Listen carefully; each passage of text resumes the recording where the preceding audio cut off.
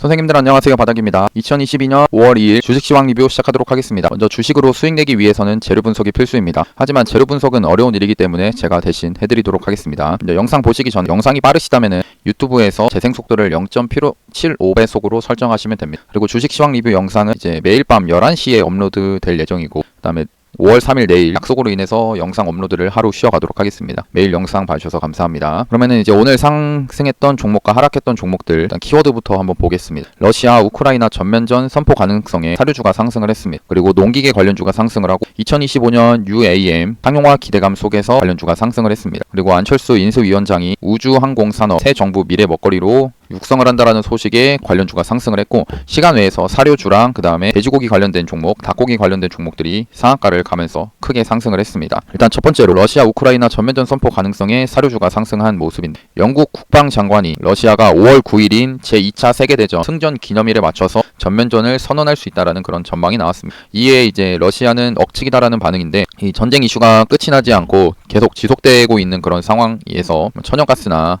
석유 같은 것들은 사실 소비를 어떻게든 줄이려고 하면은 줄일 수가 있습니다. 하지만 식량 같은 경우에는 필수품이기 때문에 가격이 상승을 하더라도 이제 소비를 할 수밖에 없고, 그 소비가 계속 지속이 되기 때문에 가격 상승이 더 일어나고 하는 그런 상황입니다. 이런 것들이 이제 곡물 사료 관련주의 상승 요인이 되고 있고요. 그래서 대주산업부터 이제 샘표까지 4개의 종목이 상승을 했고, 차트를 보면은 대주산업 정말 강하게 상승한 모습으로 보여집니다.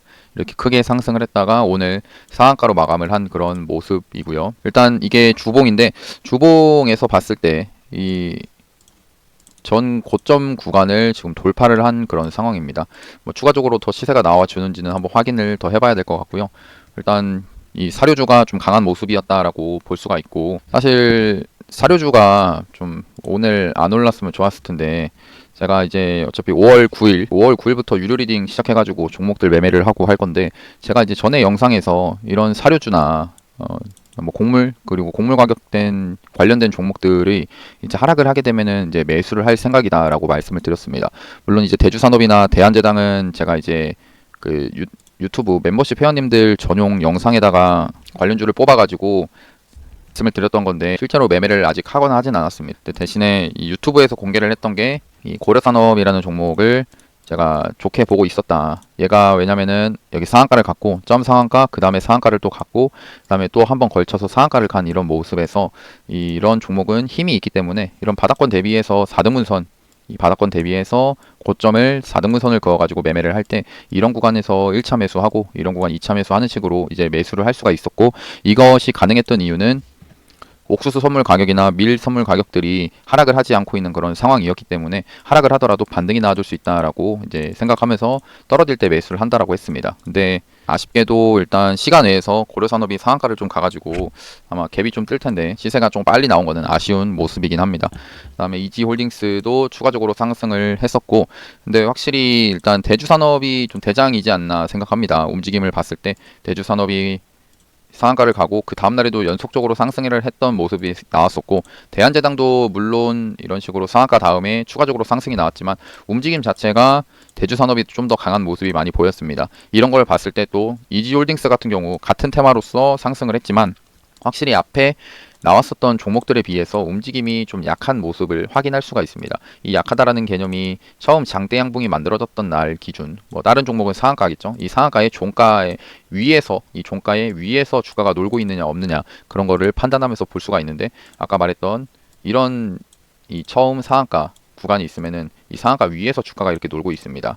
그리고 대한제당도 물론 상한가 위에서 주가가 놀고 있지만 분명한 것은 대주산업이 좀 더 강하다라는 것입니다. 그리고 하나 이제 한일사료도 같이 보고 있는 종목이긴 합니다. 일단 이 종목은 이게 점 상한가를, 그러니까 상한가를 연속적으로 갔기 때문에 이게 돈이 많이 터졌기 때문에 하락을 하더라도 이제 반등이 나와줄 수 있다라는 개념을 가지고 4등분선 그어가지고 매매를 할 생각이었는데, 아무튼 좀 얘도 시간외가 좀 4% 뜨는 상황이어서 일단 좀 어떻게 움직이는지 내일 확인해 볼 거고, 이런 종목 같은 경우에는 확실히 여기서 이제 1차 매수를 한다라고 하지만 분명 더 떨어진 상태가 나올 수가 있습니다. 왜냐면은 등락률 자체가 크기 때문에 이제 그런 거를 감안해서 이제 비중 조절을 하면서 종목을 매수를 할 생각을 가지고 있습니다. 그래서 얘기하고 싶은 거는 이런 식으로 오늘 뭐 상한가를 대주산업처럼 이런 식으로 상한가를 가고 가가지고 이 특징주를 분류를 해 놓은 상태에서 바로 다음 날에 이제 단타 매매식으로 분봉을 보면서 매매를 해도 되지만, 이제 굳이 그럴 필요 없이 그냥 일봉에서 큰 관점에서 상승했던 종목이 이제 결국엔 이런 식으로 눌리게 되는 겁니다. 음봉이 나오게 되는데, 이런 음봉이 나오는 순간에 매수를 해가지고 수익을 내면은 된다라고 생각을 합니다. 그리고 이거 똑같이 우크라이나 전면전 선포 가능성에 농기계주 상승을 했는데, 아세아텍 같은 경우는 일단 일봉상에서 이런 박스권을 돌파해준 양봉이 나와줬습니다. 그래가지고 이 종목을 좀 관심 종목에다가 이제 북마크 지정을 해가지고 그 확인을 할 건데, 얘를 왜 보냐면은 일단 관심 종목 첫 번째 아세아텍이고, 이 차기 정부에서도 식량 안보 강화를 위해서 밀 작업률을 끌어올리기 위한 농기계 회사에 지원을 하겠다라는 그런 정책이 좀 있습니다. 그래서 아세아텍이 지금 당장에는 사실 윗꼬리가 많고, 이런 식으로 윗꼬리가 많은 좀 움직임이 더러운 종목이긴 한데, 그래도 오늘 양봉으로 돌파를 하는 모습이 나왔기 때문에 관심 종목으로 선정을 해가지고 충분히 볼만한 종목이다라고 생각이 들어가지고 이 종목을 관심 종목으로 선정을 하고, 그다음 대동기업, 대동금속이 좀 추가적으로 상승을 했습니다. 그 다음에 이제 세 번째로 2025년 UAM 상용화 기대감 속에 관련주가 상승을 했습니다. 이거는 전에 나왔던 이슈이기 때문에 따로 얘기할 만한 건 없고, 관련주로는 이제 베셀, 파이버프로, 기산텔레콤이 상승을 했습니다. 이 베셀 같은 경우 이 바닥권에서부터 추가적으로 상승이 나왔던 종목인데, 이 당시에 이 파동에서는 그 대장의 모습보다는, 그러니까 파이버 프로가 좀 대장이었는데, 오늘 움직임을 봤을 때는 베셀이 더 추가적으로 크게 상승이 나와준 모습입니다. 그러니까 이 시장에서 하나씩 미친 듯이 상승하는 종목들이 있습니다. 뭐 테마가 잘 엮여가지고 가는 종목들, 이런 한신기계 같은 종목들이 베셀도 그런 모습처럼 움직이고 있다라고 볼 수 있고, 일동제약도 이제 뭐 비슷한 개념으로서 계속 꾸준하게 우상향을 했던 모습이 나와줍니다. 일단 정책과 엮여 있기 때문에, 이 정책과 엮여 있는 종목은 언제든지 이제 하락을 하더라도 반등이 나와줄 수 있는 그런 모습들이 많이 나온다라는 겁니다. 일단 이 종목도 계속 연속적으로 거래대금이 터지는 모습이 나오고 있기 때문에 언제든지 떨어지는 순간에 눌림 구간에서 4등분선 그어가지고 이제 이런 가운데 타점이 어디냐면은, 그냥 크게 봤을 때 이런 이 전고점에 이제 전고점 구간이다라고 볼 수 있습니다. 그럼 이런 것들이 이제 하나의 이제 매수 기준이 하나 더 추가가 되는 거죠. 그 다음에 더 떨어지더라도 추가 매수를 생각하면서 종목을 매수를 해볼 수가 있는 겁니다. 그리고 네 번째로 안철수 인수위원장 우주산업 새 정부 미래 먹거리로 육성한다라는 소식에, 이게 지금 UAM과 같이 미래 먹거리로 같이 엮여 있습니다. 우주항공이. 근데 일단은 오늘 상승했던 종목이 하이즈항공과 캔ኳ 에어로스페이스인데, 이게 UAM 테마로 같이, 그러니까 베셀이랑 파이버프로 이 테마로도 같이 엮여 있기 때문에 이 두 개의 종목이 대장이 아닐 가능성이 또 존재를 합니다.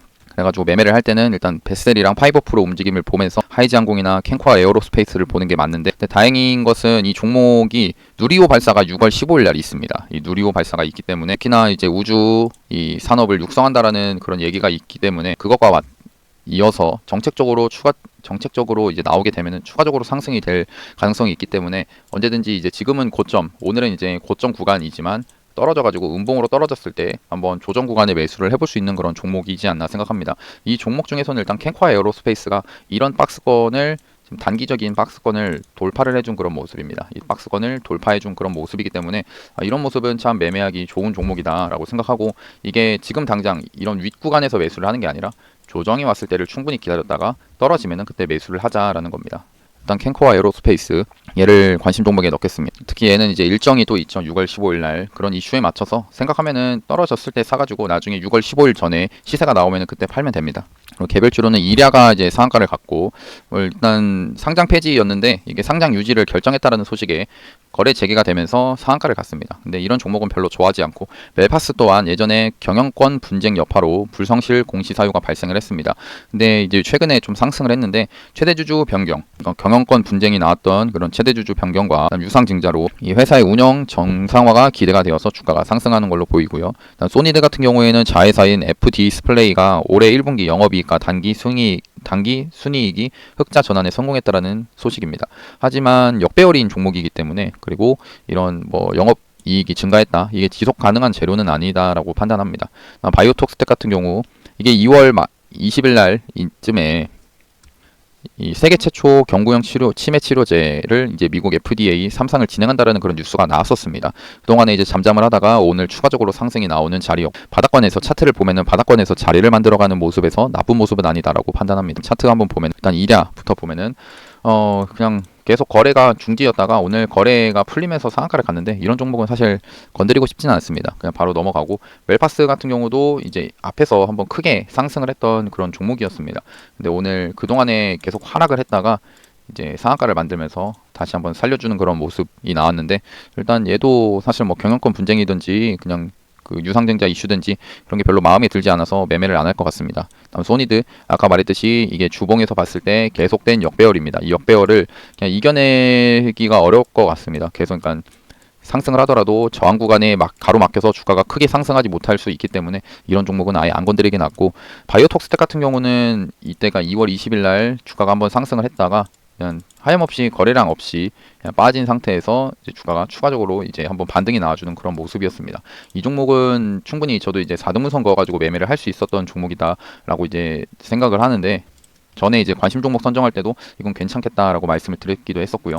근데 이런 식으로 눌림 매매의 단점은 이 주가가 언제 상승할지 모른다라는 그런 단점이 존재를 합니다. 그래서 결국에는 밑으로 빠져가지고 뭐 손절이 되거나 그런 건 아니지만 시간은 오래 걸렸다. 한 2달 정도 보유를 했으면 2달 정도의 기회 비용은 있었을 것이다 라고 생각합니다. 그래도 뭐 2달 생각해서 그냥 한 17% 먹는다 생각하면은 또 나쁘지 않다 생각은 또 들긴 합니다. 그리고 하락했던 종목을 보면은 한샘이 오늘 마이너스 8%가 빠졌는데 1분기 영업이익이 60% 감소한다라는 소식에 주가 하락이 있었습니다. 그리고 증권사 리포트도 목표 주가를 하향 조정 중이고 그다음에 카카오페이가 내일 3일 이제 총 7,624만 주 총 주식 발행수의 57%만큼의 의무 보유 물량이 이제 해제가 됩니다. 이렇게 의무 보유 물량이 해제가 되면은 주로 이제 주식을 내다 파는 경우가 많기 때문에 이때는 하락을 더 크게 할 가능성이 있습니다. 최근에 이제 뭐 카카오나 뭐 카카오페이 이런 것들, 카카오뱅크 좀 움직임들이 많이 안 좋습니다. 기술주 미국 나스닥 기술주도 안 좋은 모습이고 카카오도 그렇고 일단은 내일 이제 카카오페이가 의무 보유 해제가 나오면은 좀 더 추가적으로 하락이 나올 수도 있다라는 거를 염두에 두는 게 좋을 것 같습니다. 그러면 오늘 영상도 봐주셔서 감사하고 영상이 도움이 되셨다면 구독하고 좋아요, 알람 설정을 눌러주시면 감사하겠습니다. 감사합니다. 바닥이었습니다.